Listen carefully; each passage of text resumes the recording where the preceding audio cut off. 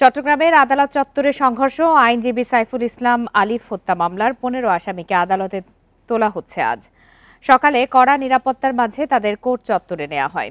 চট্টগ্রাম মহানগর পুলিশের মুখপাত্র রইস উদ্দিন জানান, ১৫ আসামিকে বিকালে আদালতে হাজির করা হবে। তাদের মধ্যে ৯ জনকে হত্যা মামলায় গ্রেপ্তার দেখানোর আবেদন করা হবে। আদালতের নির্দেশনা অনুযায়ী রিমান্ড আবেদন সহ পরবর্তী আইনি ব্যবস্থা নেওয়া হবে বলেও জানান তিনি। আইনজীবী সাইফুল হত্যা মামলা ও আদালত চত্বরে সংঘর্ষের ঘটনায় নিহতের পরিবারের পক্ষ থেকে ২টি এবং পুলিশের পক্ষ থেকে ৩টি মামলা করা হয়েছে। এ পর্যন্ত গ্রেপ্তার হয়েছে ৩৯ জন। তাদের মধ্যে ১৩ জন হত্যাকাণ্ডে জড়িত বলে ভিডিও ফুটেজ বিশ্লেষণ করে তথ্য পেয়েছে পুলিশ।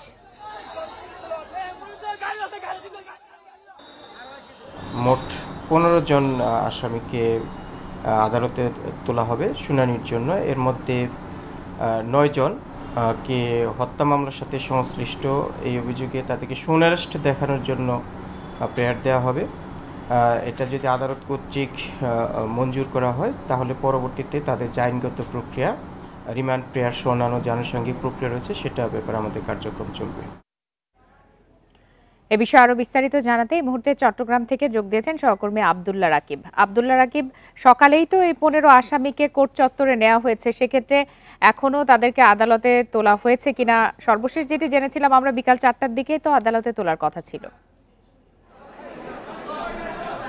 জি, ঠিক ৪টায় আদালতের গারদখানা থেকে দোতলায় যে আদালত কক্ষ অর্থাৎ কাজী শরীফুল ইসলামের আদালতে সে আসামিদেরকে আনা হয়েছে। আমরা দেখেছি কঠোর নিরাপত্তায় পুলিশ এবং সেনা নিরাপত্তা বেষ্টনীতে তাদেরকে আনা। এখানে বর্তমানে আদালত চলছে, শুনানি চলছে। এখানে বাইরে হচ্ছে অপেক্ষমান আইনজীবীরা অর্থাৎ সাইফুল ইসলাম আলিফের যে সহকর্মী, তারা এই বিচারের দাবিতে তারা এখানে বিক্ষোভ করছেন, তারা স্লোগান দিচ্ছেন এবং তারা এই যে দাবি দেওয়া এবং তাদের যে দাবি দাবি আসামিদের একেবারে সুষ্ঠু তদন্তের মাধ্যমে নিরপেক্ষভাবে যে বিচার এবং বিচারের মাধ্যমে ফাঁসির দাবি তারা করছেন। আমরা দেখেছি যখন আসামিদেরকে গারদখানা থেকে বের করা হয় তারা আসলে অনেকে মুখ লুকাতে চেষ্টা করেছেন এবং বেশিরভাগই হচ্ছে বয়সের তরুণ এবং আমরা দেখেছি তাদের চোখে মুখে এক ধরনের দেখা যাচ্ছে এবং তারা কেউ আসলে গণমাধ্যমের সামনে চেহারা দেখাতে চাচ্ছিলেন না, এমন একটি অঙ্গিভঙ্গি আমরা দেখেছিলাম। পরবর্তীতে তাদেরকে এখানে আনা হয় এবং শুনানি চলছে এবং পুলিশ যেটি বলছে সেখানে আজকে শোন অ্যারেস্ট দেখানো হবে, শোন অ্যারেস্টের আবেদন করা হবে। সে আবেদনের প্রেক্ষিতে অর্থাৎ আইন অনুযায়ী যেদিন শোন অ্যারেস্ট করা হয় সেদিন আসলে রিমান্ড প্রেয়ার বা রিমান্ড মঞ্জুর করা হয় না, পরবর্তী করা হবে। এবং বলা হচ্ছে যে আজকে তাদেরকে নিয়ে আসা হয়েছে এবং আইনজীবীরা বিক্ষোভ করছেন এখন আদালতে। তো পরবর্তীতে আমরা আসলে আদালতের সেই শুনানি শেষে আমরা বিস্তারিত জানতে পারবো আসলে আদালত কি নির্দেশনা দিয়েছেন বা কি শুনানি হয়েছে এবং আসামি পক্ষ বা সে পক্ষেরই আমরা বক্তব্য জানতে। আমরা এই মুহূর্তে তাদের কি বক্তব্য নেওয়ার চেষ্টা করতে বক্তব্য রাখছেন আইনজীবী এখানকার আইনজীবী হয়ে উনি এখানে এডিশনাল পিপি হয়ে, যেহেতু এই মামলাটা জিয়ার মামলা, রাষ্ট্রবাদী মামলায় কোনোদিন রাষ্ট্রপক্ষের কোনো পিপি ওকালতনামা দাখিল করতে পারেন না, এটাই নিয়ম। উনি রাষ্ট্রপক্ষের একজন আইনজীবী হয়ে উনি আসামিদের পক্ষে জামিন চেয়েছেন এবং এই কারণে উনি নৈতিক অবক্ষয় ঘটে গেছে ওনার, সেই কারণে আমরা ওনার পদত্যাগ দাবি করেছি এবং উনি শপথ ভঙ্গ করেছেন, সেজন্য আমরা সকল আইনজীবীরা ওনার পদত্যাগ দাবি করেছি এবং উনি পদত্যাগ করেছেন। ওনার নাম হচ্ছেন নেজামুদ্দিন, উনি পদত্যাগ করেছেন। পিপি কার্যালয় থেকে হয়েছে, আমাদের যে মহানগর পিপি সাহেব ছিলেন উনার দপ্তরেই উনি পদত্যাগ করেছেন এবং ওনার পদত্যাগ পত্র উনি গ্রহণ করেছেন। এই মুহূর্তে আসলে ভিতর থেকে একটা আদেশ, শুনানি শেষে একটা আদেশ এসেছে, আমরা সেই আইনজীবীর সাথে কথা বলার চেষ্টা করব। আদালত আসলে কি নির্দেশ দিয়েছেন বা শুনানি? বিজ্ঞ আদালত আমরা মাত্র যেটা শুনানি করাচ্ছি এটা হচ্ছে কোতোয়ালি থানার মামলা নম্বর 46/11/24। এই মামলার অ্যাডভোকেট সাইফুল ইসলাম, শহীদ অ্যাডভোকেট সাইফুল ইসলাম আলিফ হত্যা মামলার আসামিদেরকে এই মামলায় শুনানি দেখানো হয়েছে। এরা আগে থেকে গ্রেফতার, এটাকে হত্যা মামলায় আজকে শুনানি দেখানো হয়েছে। আমান দাস যেটা 2 নম্বর আসামি, দুর্লভ দাস যেটা 30 নম্বর আসামি, রাজীব ভট্টাচার্য, তারপরে এটাতে নয়ন দাস যেটা 12 নম্বর আসামি, বিশাল দাস 7 নম্বর আসামি, সমীর দাস 17 নম্বর আসামি, গগন 11 নম্বর। এরা সবাই হত্যা মামলার আসামি, যেগুলো এখানে আমি তাদেরকে শুনে এই হত্যা মামলা দেখানো হয়েছে। মোট 9 জনকে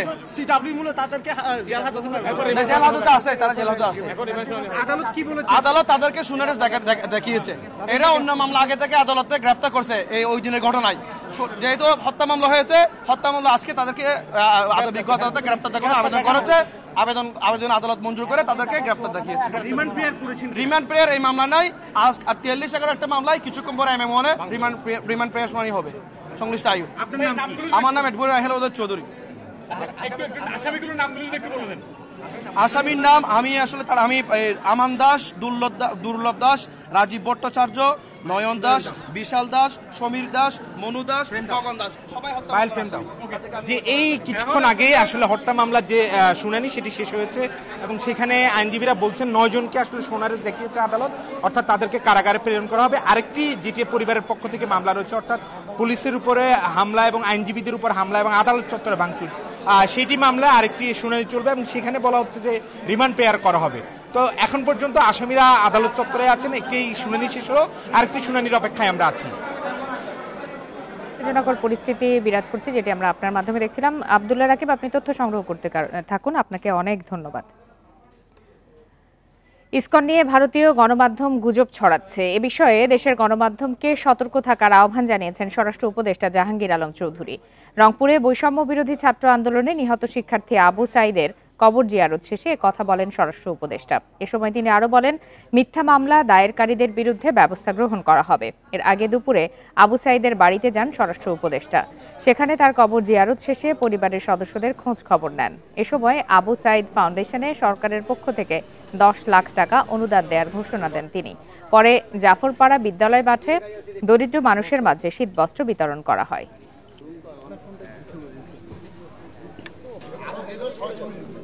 আমাদের একটু সময় দেন, আগের থেকে তো পরিস্থিতি অনেক উন্নতি হয়েছে, এটা আস্তে আস্তে আরো উন্নতি হবে। পার্শ্ববর্তী দেশের মিডিয়া আমাদের সম্বন্ধে অনেক মিথ্যা প্রচার করে, যেটা একমাত্র আপনারাই এটা করতে পারেন, কাউন্টার করতে পারেন, যেহেতু আপনারা সত্যি ঘটনা প্রকাশ করে এদের এই মিথ্যা প্রচারটাকে আপনারা মিথ্যাটাকে বন্ধ করে দিতে পারেন। নওগাঁর রানীনগরে ট্রেনে কাটা পড়ে বাবা মেয়ের মৃত্যু হয়েছে। সকাল 9:30টার দিকে উপজেলার চকের সেতু সংলগ্ন এলাকায় এই ঘটনা ঘটে। নিহতরা হলেন দক্ষিণ রাজাপুর গ্রামের কোরবান আলী ও তার 10 বছর বয়সী মেয়ে কোহেলি খাতুন। কোরবান আলী বাক প্রতিবন্ধী ছিলেন। সান্তাহার রেলওয়ে থানার ওসি হাবিবুর রহমান জানান, সকালে মেয়েকে নিয়ে রানীনগর বাজারে যাচ্ছিলেন কোরবান আলী। সকাল 9:30টার দিকে উত্তরবঙ্গগামী বরেন্দ্র এক্সপ্রেস ট্রেনটি চকের সেতু পার হওয়ার সময় কাটা পড়েন দুজনেই। পরে স্থানীয়রা তাদের মরদেহ দেখে পুলিশে খবর দেয়। পারিবারিক অশান্তির জেরে মেয়েকে নিয়ে বাবা আত্মহত্যা করেছেন বলে ধারণা স্বজনদের। কালকে বলিচ্ছে যে আমি দুটা বাচ্চা নিয়ে যা রেলে তলে পড়ে মারা যাবো। বিটি দুজনা কাটা গেছে, এটা বড় মেয়ে আর ওটা ছোট মেয়ে, ছোট মেয়ে বাসায় আছে, আর এটা বাপ বিটি, আর বাপ হচ্ছে কালা। সাংসারিক নিয়ে তার স্ত্রীর সাথে মনোমালিন্য হয়, কথা কাটাকাটি হয়। এক পর্যায়ে তার স্ত্রী তার আর একটা সন্তান 5 বছরের মেয়েকে নিয়ে তার বাবার বাড়িতে চলিয়ে গেছে। আমরা এটা সঠিক তদন্ত করে পরবর্তীতে আইনগত ব্যবস্থা গ্রহণ করব। রাষ্ট্রীয় অতিথি ভবন পদ্মায় কূটনীতিকদের ব্রিফিংয়ের সর্বশেষ সাংবাদিকদের সামনে তুলে ধরছেন পররাষ্ট্র উপদেষ্টা তৌহিদ হোসেন। আমরা সরাসরি চলে যাচ্ছি সেখানে। ওখানে পূর্ববর্তী যে দল ক্ষমতায় ছিল তাদের আসলে লোকজনের সংখ্যা বেশি, ইনক্লুডিং পার্লামেন্টের উপরে তাদের ইনফ্লুয়েন্স একটু বেশি, এতে কোনো সন্দেহ নেই।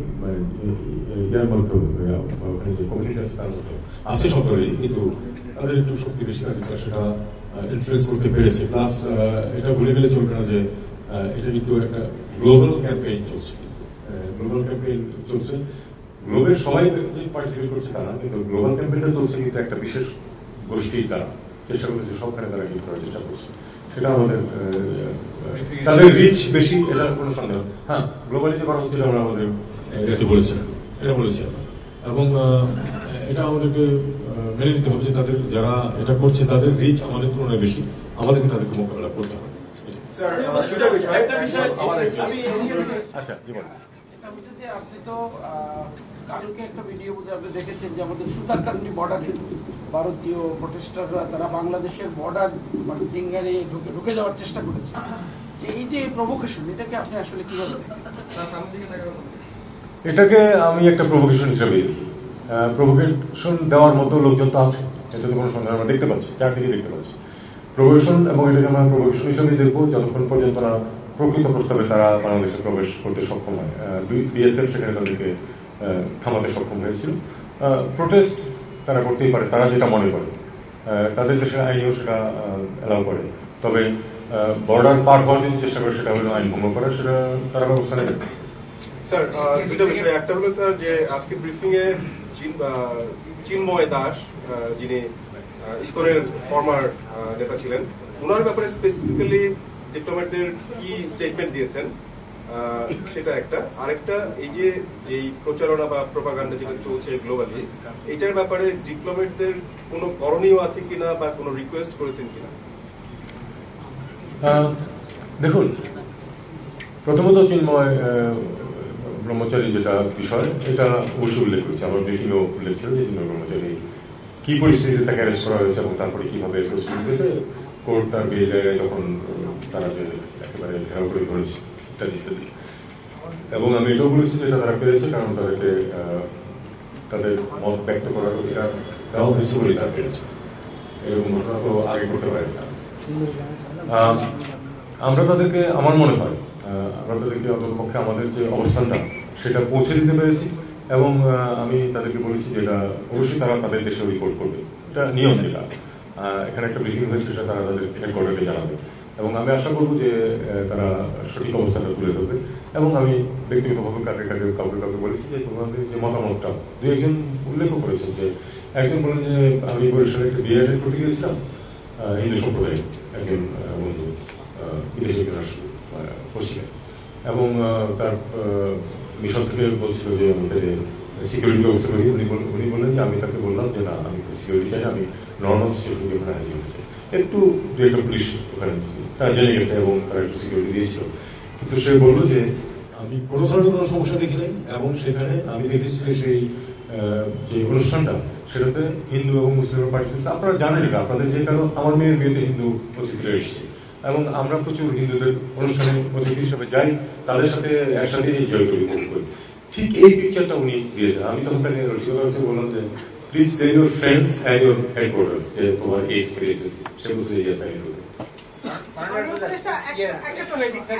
আচ্ছা, এদিকে একটু ডিপ্লোম্যাটদের কোনো বিষয়ে কোনো জানার আগ্রহ ছিল না, কোনো প্রশ্ন ছিল না এই সেশনে? ছিল, হ্যাঁ, কিছু প্রশ্ন ছিল, সেই প্রশ্নের উত্তর দিয়েছে, ডিটেইলস তারা একটু জানতে চাইছেন। তো বাই এন্ড লার্জ তারা বলেছেন যে আমি খুব কম্প্রিহেনসিভ ব্রিফ দিয়েছি সবকিছু। আমি একথা বলার চেষ্টা করি যে কোথাও কোনো সমস্যা নাই, একথা বললে কেউ বিশ্বাস করার কোনো কারণ নেই।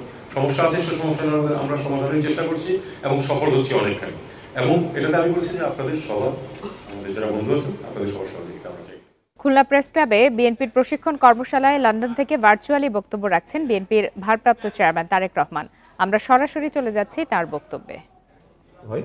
এই ব্যাপারে আমাদেরকে উদ্যোগ গ্রহণ করতে হবে। স্বাভাবিকভাবেই একটা মানুষ যখন চাকরি করবে সে তো চাবে যে ফাইন্যান্সিয়ালি যাতে সে একটা কমফোর্টেবল সিচুয়েশনে সে থাকে। সেই জন্যই আমাদেরকে প্রাইমারি শিক্ষকদের বেতন বা আর্থিক সুবিধা এনশিওর করতে হবে রাষ্ট্রের পক্ষ থেকে। অর্থাৎ স্কুলের পরে সে যাতে নিজ উদ্যোগে তার ছাত্রীদের খবর নিতে পারে, স্কুলের পরে যাতে তাকে চিন্তা করতে না হয় না আমাকে গিয়ে দোকানে বসতে হবে, অথবা আমাকে গিয়ে খেতে কাজ করতে হবে, অথবা আমাকে গিয়ে ওষুধের দোকানে বসতে হবে, কাজ করতে হবে, এই চিন্তাটা যাতে না মাথায় না থাকে।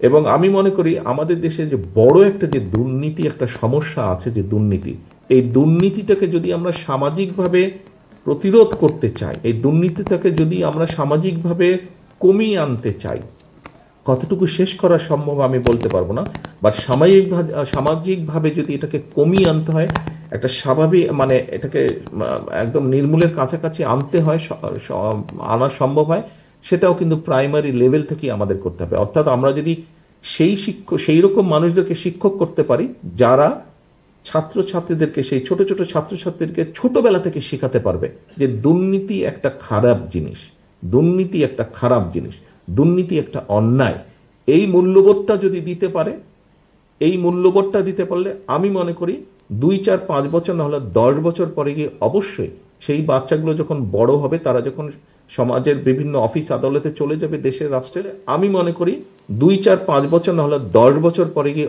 অবশ্যই সেই বাচ্চাগুলো যখন বড় হবে, তারা যখন সমাজের বিভিন্ন অফিস আদালতে চলে যাবে দেশের রাষ্ট্রের, স্বাভাবিকভাবেই তখন এই দুর্নীতির বিষয়টাকে আমরা সঠিক জায়গায় নিয়ে আসতে সক্ষম হবো, এটাকে রোধ করতে আমরা সক্ষম হব।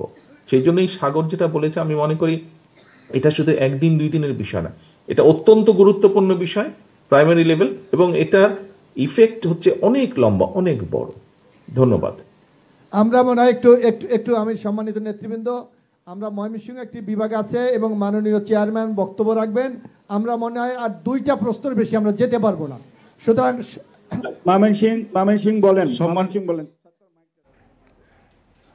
আমরা ভার্চুয়ালি যুক্ত ছিলাম, তারেক রহমান বক্তব্য রাখছিলেন সরাসরি সেখানে। চলে যাচ্ছি পরের প্রসঙ্গে।